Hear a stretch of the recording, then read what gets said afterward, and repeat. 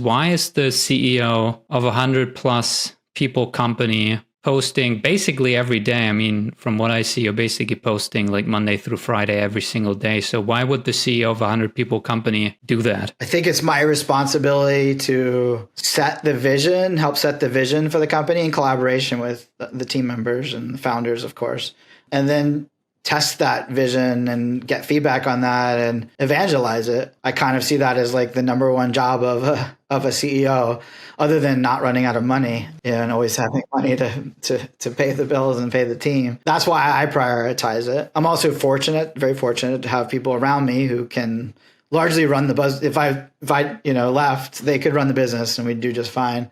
The way I see my role is figuring out what's the future look like for us and then bringing people along. And so that's why I prioritize it. I also really personally enjoy it. Like I enjoy learning from other people. I enjoy sharing what I'm learning. I enjoy getting that feedback and knowing that we're on the right track with the stuff that we're doing. For you, LinkedIn is a way to, number one, evangelize your product, your category, and to share the vision of where you want to go, and then kind of use it as a real-time feedback mechanism to see what people are reacting to, resonating with, responding to what they like, what they don't like.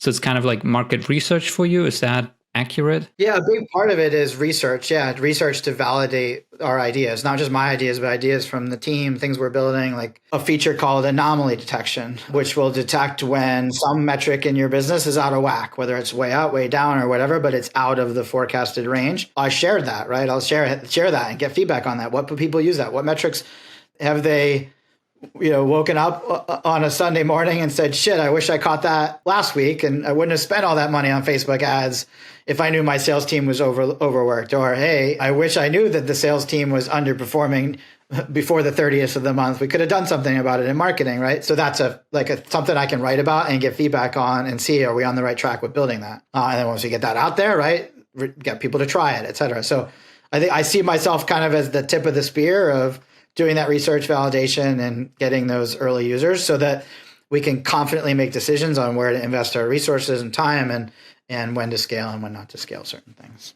Or a CEO is listening and maybe they've seen people like you be really active on LinkedIn, but they can't see the back end of, is this working? Why are they doing it? And they're maybe on the sideline. What would you tell them? When does it make sense? When is it the right choice? Should they do it? Should they not do it? What does it depend on? Obviously, I'm sold on it. So I think it's crazy that CEOs don't take advantage of this. Their voice carries a lot of authority just by the nature of their title, regardless of how big and successful they are. Like people like to read things and share and listen to things that are from successful people. And so I think it's modicum of effort for a large return on it. If they're not seeing how it connects, then I would challenge them to really be honest about where their business is coming from. Because if they have a good product and if they have a good service, I can guarantee them that the majority of their business comes from word of mouth. It's not paid ads. It's not SEO. It's not the freaking blog. It's word of mouth. They can accelerate word of mouth like never before. Like back in the day when we would knock on doors and we'd cold call and we'd place ads to get business, you had no way to accelerate word of mouth. But now it's really easy. You literally connect with your clients or customers on social media. You interview them on a podcast, through a form, on a survey, whatever, a question that you send them by email.